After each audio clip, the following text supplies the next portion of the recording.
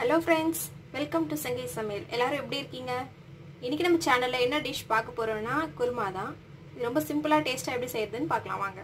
வாங்க வீடியோக்குள்ள போலாம். இப்போ நம்ம ஒரு கடாய் வச்சிட்டு 2 ஸ்பூன் அளவுக்கு எண்ணெய் சேர்த்திருக்கோம். எண்ணெய் நல்லா சூடாகட்டும். இப்போ இதுல ஒரு 1/4 ஸ்பூன் அளவுக்கு கடுகு, ஒரு 1/2 ஸ்பூன் அளவுக்கு சோம்பு, 1/4 ஸ்பூன் அளவுக்கு சீரகம் எல்லாம் சேர்த்து நல்லா பொரிஞ்சு வரட்டும்.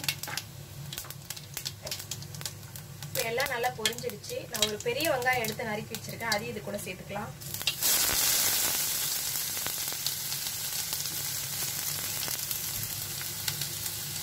வெங்காயம் சேர்த்து நல்லா வதக்கிக்கோங்க.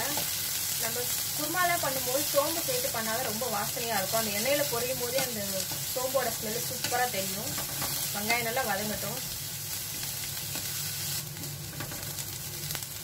நம்ம வெங்காயம் நல்லா வதங்கிடுச்சு பாருங்க. இப்போ இந்த ஸ்டேஜ்ல ஒரு தக்காளி சேர்த்துக்கலாம். ஒரு பெரிய தக்காளி எடுத்து நறுக்கி வச்சிருக்கேன், அதையும் இது கூட சேர்த்துக்கலாம்.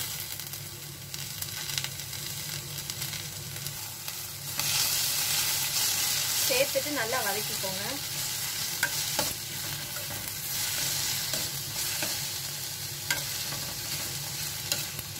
தக்காளி நல்லா வெந்து குழஞ்சு வரட்டும். இந்த குருமா ரொம்ப ஈஸியாக செஞ்சிடலாம். நம்ம பட்டாணி ஊற வைக்கல அப்படின்னு நம்ம மறந்துட்டோம் அப்படின்னா நம்ம பச்சை பட்டாணி வாங்கி அது வந்து நீங்கள் ஃப்ரீசருக்குள்ள ஸ்டோர் பண்ணி வச்சிட்டிங்கன்னா அது 1 மாதம் வரைக்கும் கெட்டு போகவே போகாது. இங்கே வந்து எனக்கு ஃப்ரெஷ் பட்டாணி ரொம்ப கிடைக்கிறது ரேர். நான் வந்து ஃப்ரோசன் பட்டாணி தான் யூஸ் பண்ணுறேன் இப்போது. அதுவும் நம்ம கடையில் வாங்குற மாதிரி ஃப்ரெஷ்ஷாக தான் இருக்கும். இது ரொம்ப சீக்கிரம் செய்யக்கூடிய டிஷ், ரொம்ப டேஸ்ட்டாகவும் இருக்கும்.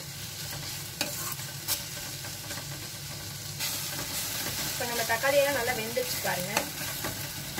இப்போ இதுலேருந்து கொஞ்சமாக எடுத்து நம்ம அரைச்சி சேர்த்துக்க போகிறோம். அதனால கொஞ்சமாக 1 ஸ்பூன் அளவுக்கு இதுலேருந்து நம்ம எடுத்துக்கலாம். எடுத்து ஒரு தட்டில் மாற்றிக்கோங்க.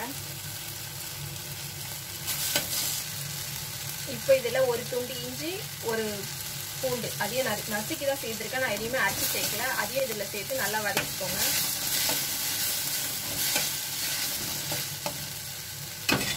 நம்ம இஞ்சி பூண்டு சேர்த்து நல்லா வதக்கியாச்சு. இப்போ ஒரு கேரட், சின்ன கேரட் எடுத்து நறுக்கி வச்சிருக்கேன். இது ஆப்ஷன் தான், உங்களுக்கு வேணும்னா சேர்த்துக்கோங்க, வேணும்னா ஸ்கிப் பண்ணிக்கோங்க.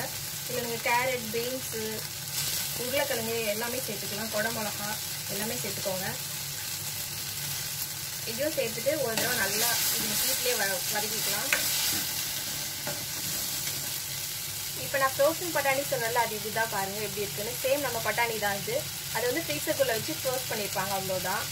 இதையும் நம்ம இது கூட சேர்த்து இப்போ லைட்டாக வதக்கிக்கலாம். நான் 1 கப் அளவுக்கு எடுத்திருக்கேன். இதையும் சேர்த்துட்டு எல்லாம் நல்லா கலந்துக்கோங்க.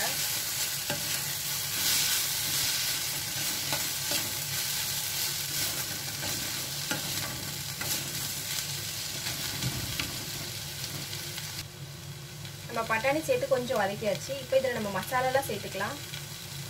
ஒரு 1/4 ஸ்பூன் அளவுக்கு மஞ்சள் தூள், ஒரு 1/2 ஸ்பூன் அளவுக்கு மிளகாத்தூள் சேர்த்துக்கோங்க. இது வீட்டில் அரைச்ச மிளகாத்தூள். உங்களுக்கு காரத்துக்கு ஏதா மாதிரி சேர்த்துக்கோங்க. எனக்கு காரம் போதுன்றதால நான் இப்படிக்கு சேர்த்துருக்கேன். இப்போ குழம்புக்கு தேவையான அளவுக்கு உப்பு, குருமாக்கு நான் 1 ஸ்பூன் அளவுக்கு மட்டும் சேர்த்துக்கிறேன். நம்ம பார்த்துட்டு கடைசியில் சேர்த்துக்கலாம். எல்லாத்தையும் சேர்த்துட்டு நல்லா கலந்து விட்டுருங்க.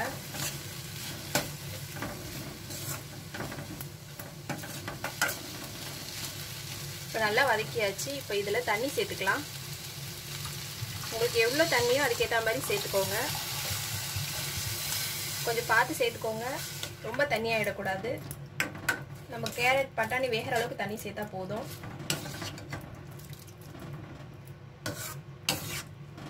நான் இன்னும் கூட கொஞ்சம் தண்ணி சேர்த்துக்கிறேன்.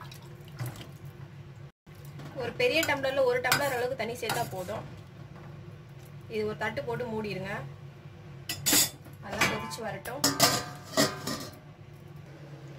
இப்போ நம்ம அரைக்கிறதுக்கு ஒரு தேங்காய் எடுத்துருக்கோம். இதுதான் நான் சொன்ன ஃப்ரோசன் தேங்காய். இங்கே பாருங்கள், நான் துருவி வச்சு ஒரு 10 டேஸ்க்கு மேலே ஆயிடுச்சு. அப்படியே ஃப்ரெஷ்ஷாகவே இருக்குது பாருங்கள். நாங்கள் இப்படி தான் இங்கே ஸ்டோர் பண்ணுவோம்.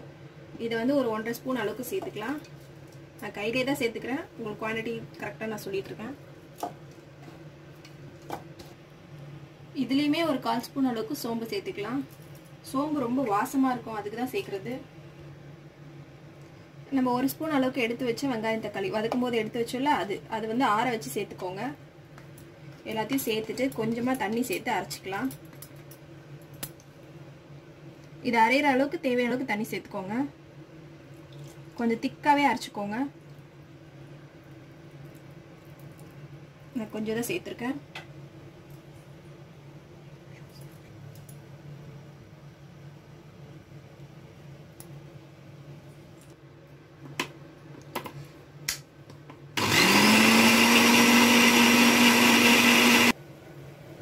நம்ம பாருங்க இப்போ பேஸ்ட்டை அரைச்சாச்சு. இந்த அளவுக்கு திக்காக இருக்கணும், ரொம்பவும் தண்ணியாக அரைச்சிடாதீங்க.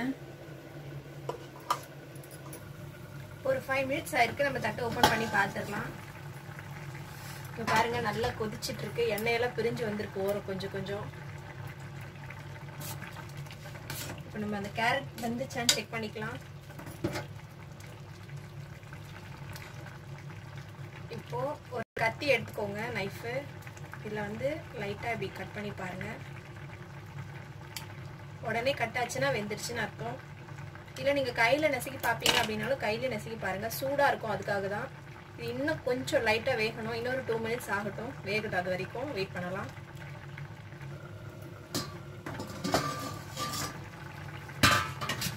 டூ மினிட்ஸ் ஆயிடுச்சு. இங்கே பாருங்க நம்ம கேரட் நல்லா வெந்துருச்சு.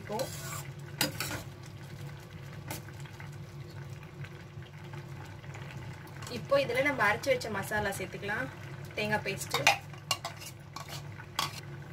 இந்த ஜார்லையுமே கொஞ்சம் தண்ணி சேர்த்து அதையுமே இதில் கலந்துக்கலாம். கலந்துட்டு ஒரு தடவை எல்லாத்தையும் சேர்த்து ஒரு தடவை கலந்துக்கோங்க.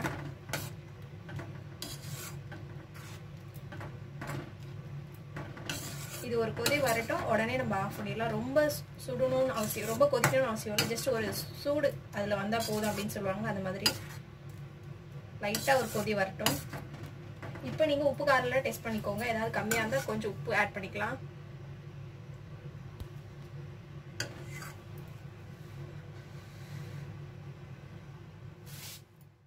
இப்போ பாருங்க ஒரு கொதி வந்துருச்சு. இப்போ கொஞ்சமாக ஒரு பிஞ்ச் அளவுக்கு சொல்லுவாங்களா, அந்த மாதிரி வந்து கரம் மசாலா சேர்த்துக்கோங்க. கடைசியாக சேர்க்கும் போது ரொம்ப வாசனையாக இருக்கும்.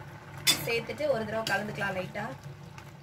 உங்களுக்கு தண்ணியாக வேணும், நீங்கள் இட்லி தோசைக்கு சாப்பிட போறீங்கன்னா தண்ணியாக வச்சுக்கலாம். நான் சப்பாத்திக்கு தான் ரெடி பண்ணியிருக்கேன், நல்லா கட்டியாக இருக்குது.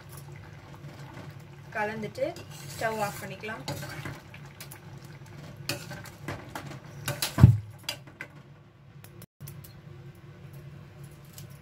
கடைசியாக கொஞ்சம் கொத்தமல்லி தழை.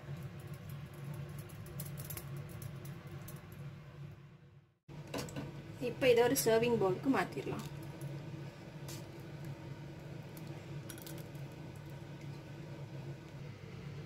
அவ்வளோதான், நம்ம குருமா இப்போ சூப்பராக ரெடி ஆயிடுச்சு. இந்த டிஷ் நீங்களும் வீட்டில் ட்ரை பண்ணி பாருங்கள். ரொம்ப டேஸ்ட்டாக இருக்கும். ரொம்ப சீக்கிரமும் செஞ்சிடலாம். நம்ம பட்டாணி ஊற வைக்கலாம் அப்படின்னு ஃபீல் பண்ணிட்டு இருப்போம், என்ன டிஷ் செய்யறது, என்ன சைட் டிஷ் செய்யலான்னு.